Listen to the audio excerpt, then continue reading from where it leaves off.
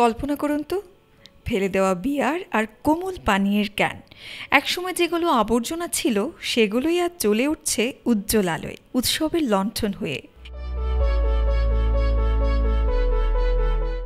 অ্যানগুয়েন van থোয়ান, Ho Chi Minh সিটির 56 বছর বয়সী এক তালমান।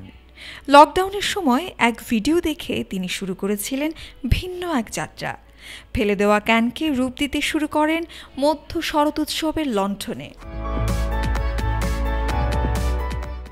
একটি সাধারণ লণ্ঠন তৈরি হতে সময় লাগে কয়েক ঘন্টা, কিন্তু বড় আর জটিল ডিজাইন করতে লেগে যায় 7-8 দিন পর্যন্ত।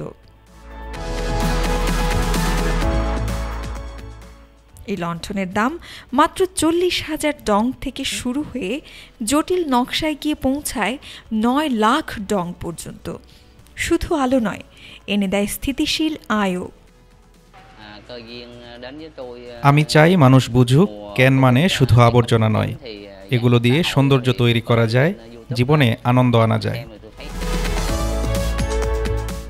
আজ তার ক্যানের লণ্ঠন শুধু উৎসবেই নয়, দোকান, ক্যাফে আর বাড়ির সাজসজ্জায়ও ব্যবহৃত হচ্ছে।